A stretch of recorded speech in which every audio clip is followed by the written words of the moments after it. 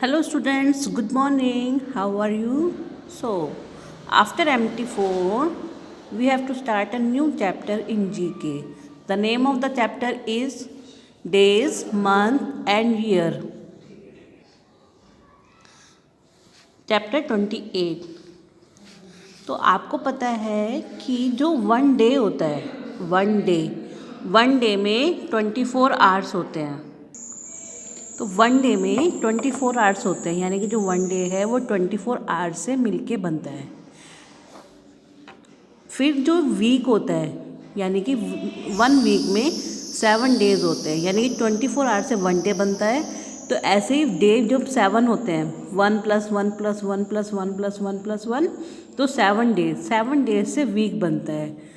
ठीक है, तो उस वीक में 7 डेज होते हैं। उन डेज़ को हम बोलते हैं Monday, Tuesday, Wednesday, Thursday, Friday, Saturday and then Sunday. और इसका जो फर्स्ट डे होता है वो होता है मंडे एंड लास्ट डे होता है संडे। तो हमारे जो इंडिया है उसमें इंडिया में हम लोग मंडे से सब वर्क स्टार्ट होता है और सैटरडे तक सब वर्क करते हैं, स्कूल जाते हैं, और संडे को हमारा हॉलीडे होता है। ठीक है, तो जो वीक होता है वो 7 डेज से होता है। फिर जो मंथ होता है उसमें 30 या 31 डेज होते हैं।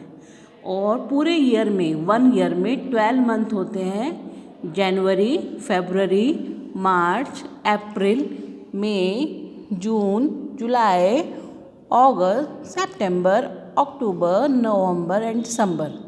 ये 12 मंथ होते हैं। इन 12 मंथ से वन ईयर बनता है। और जो मंथ होता है उसमें 30 या 31 डेज होते हैं।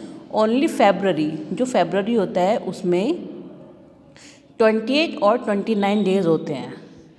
तो जो 29 डेज होते हैं ये एवरी 4th ईयर में आता है। और जिस ईयर 29 डेज होते हैं फरवरी में, उस ईयर लीप ईयर होता है।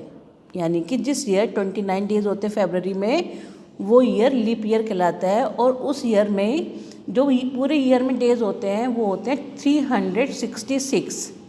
मीन्स नॉर्मली 365 डेज होते हैं एक ईयर में। वन ईयर में 365 डेज होते हैं। बट जिस ईयर लीप ईयर होता है उस ईयर 366 डेज होते हैं और फरवरी में 29 डेज होते हैं। तो इसका मीन्स है कि जो हमारा पूरा एक साल है, यानी कि वो 12 मंथ से बनता है। और 12 मंथ में 30 या 31 डेज होते हैं एक मंथ में। तो पूरे ईयर में 365 डेज होते हैं और लीप ईयर में 366 ईयर होते हैं। और जिस ईयर लीप ईयर होता है उस ईयर फरवरी में 29 डेज होते हैं। ठीक है, तो आपने अभी ईवीएस में भी पढ़ा था और आपने सोलर सिस्टम वाला जो चैप्टर जीके में पढ़ा था उसमें भी पढ़ा था कि आपने जब हमारी अर्थ जो सन के पूरे चारों तरफ जब राउंड लगा लेती है तब पूरा एक ईयर कंप्लीट हो जाता है। ठीक है, तो पूरा एक ईयर कंप्लीट होता है और उसी से सीजन्स बनते हैं। ये जो समर विंटर्स आते हैं ये भी चेंज होते हैं, और डे नाइट भी जो चेंज होती है रोज़ अर्थ उसी से होते हैं। तो अब जो ये चैप्टर है ये डेज, मंथ एंड ईयर का है।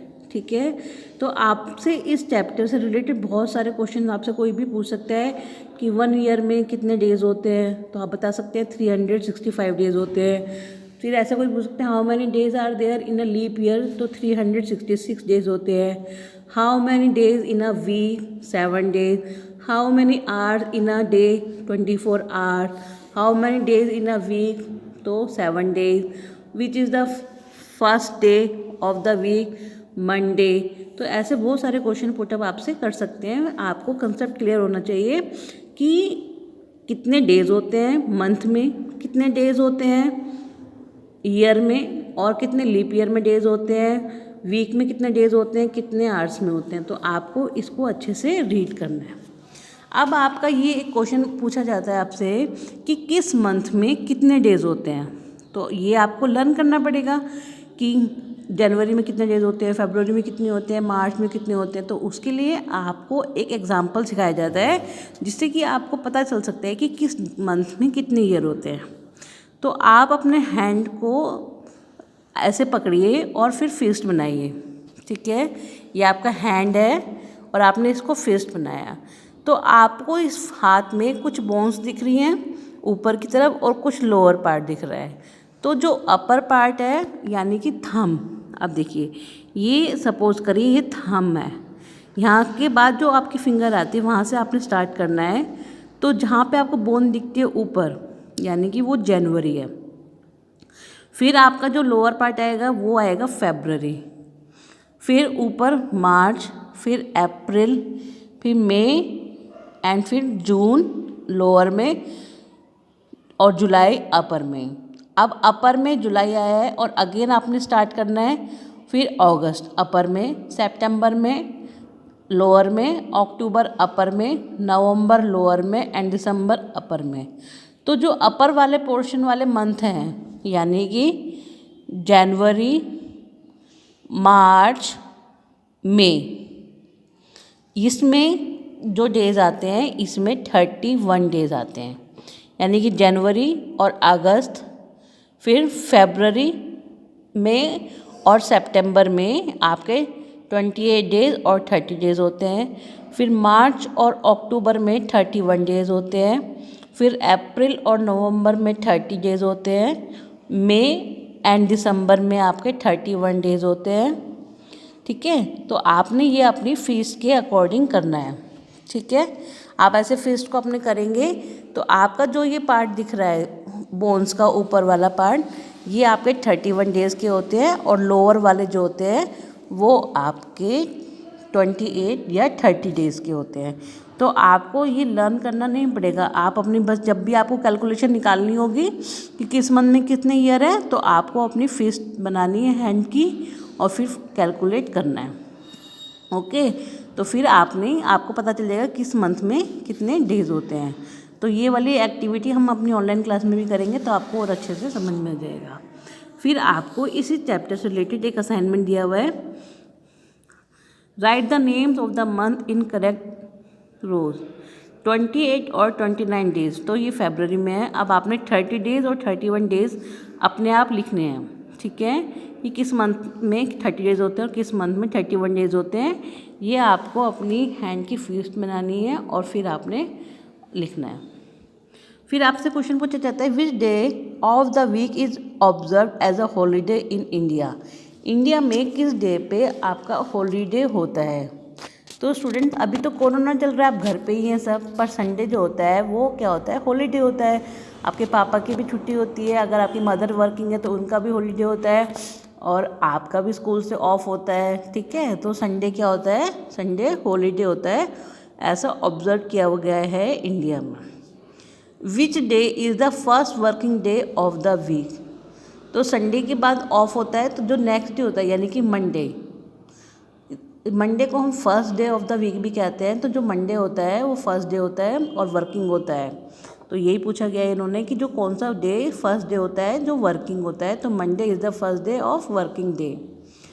फिर है question number 3, which day of the week is often consider as the half working day in India.